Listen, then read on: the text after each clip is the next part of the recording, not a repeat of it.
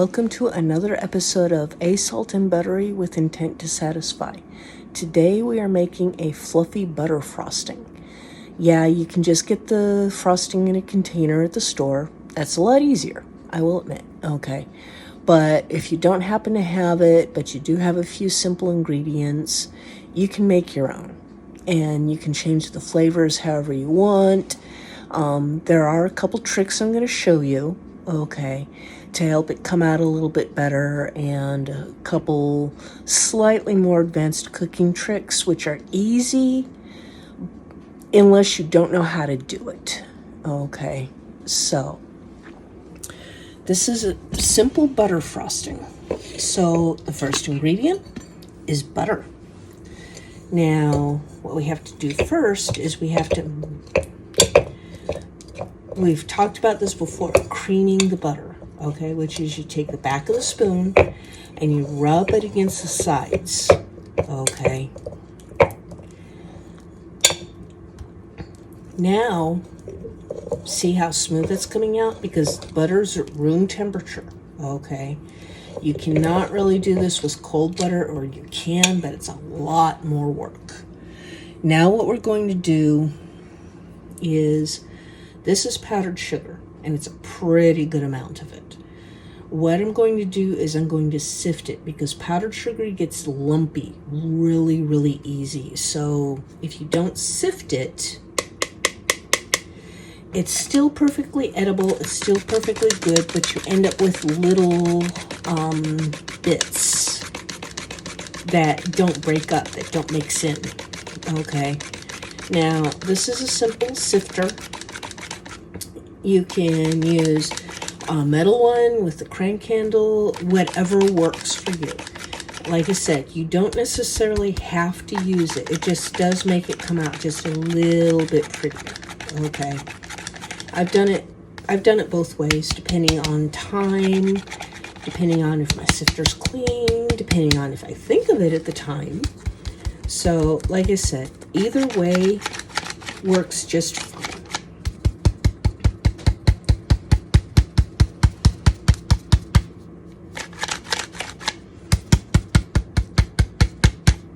Get as much of the sugar out of it. Now, this sifter I have is not really high end, okay?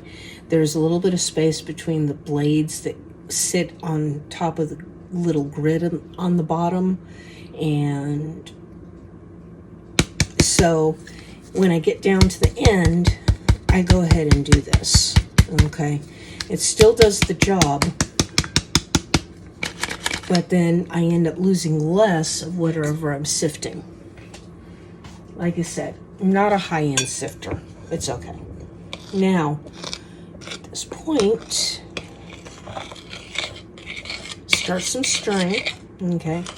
Now comes a part where I told you it's a little bit more advanced, okay? Don't be scared of it. This is called separating an egg, okay? The first thing you do is you crack the egg. And like I've talked about before, you don't crack it on the edge of a bowl. You actually take it onto a flat surface and just firmly, just enough to crack the shell. Okay? See? Then, now if you happen to have a fancy dancy egg separator, go ahead and use that, okay? But you don't need it, if you don't mind getting your fingers just a little bit dirty. A couple times back and forth. Careful not to catch the yolk on the edge of the shell, okay, because you want to roll it. You don't want to just barely get it there, because it'll cut the yolk and then you have to start over again. So, we have this. Now, this going in right there. Now, this is one of the things where you have to be careful that you're using a higher quality egg, so that you don't risk the chance of getting people sick. Okay, now some stirring, and then we're going to break out a noisy tool. Now, you can continue to do it totally by hand, okay? As you can see, this is mixing up, okay? But I'm going to go ahead and get a mixing tool, which will be a little bit noisy, but it does a very, very good job.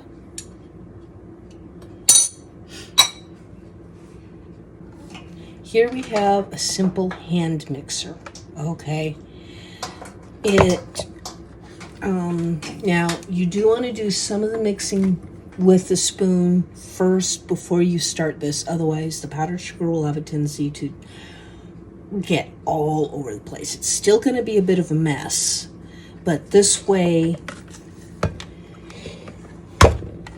it is a little bit easier. You don't necessarily have to use this. I prefer to use it though. And this is one, as you can probably tell, it is very old. I've had it forever. Okay, so here comes the noise.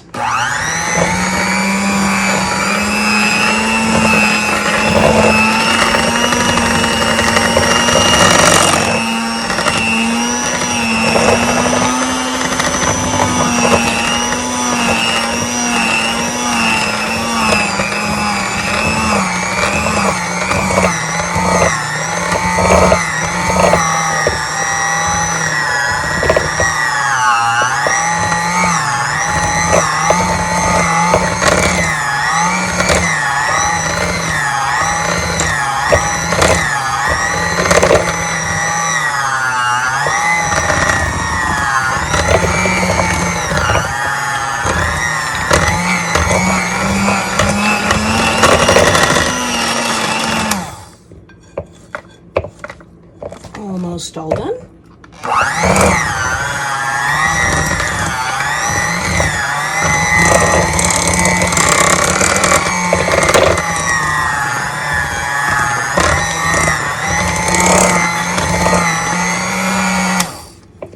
Okay, now as you see, we have frosting. Okay, now this is just, so far it's just powdered sugar, butter, and an egg yolk, or egg yolk. Now I'm going to actually add my flavor. You don't need a lot for this. I will make sure you have the proportions that you need, because we want the main star of this to be the cake. The frosting is just on the outside to add a little bit more to it. Okay, so we don't want to overpower with flavor this way.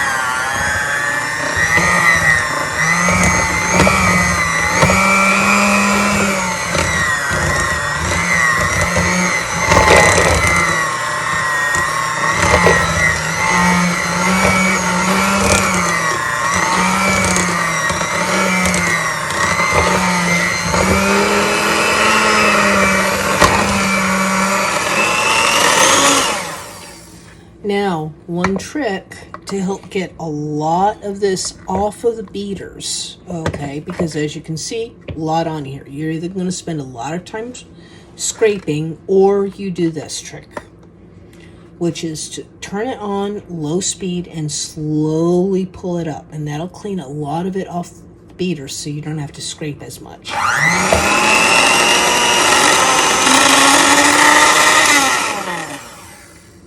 See?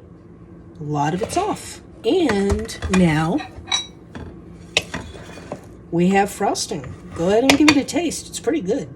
Like I said, it's got just a little bit of flavor to it. But we want the star to be the cake, not the frosting.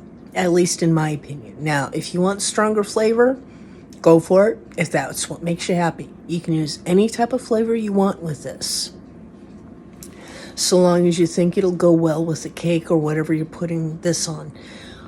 This also tastes really good on graham crackers if you want a quick snack. So, quick treat.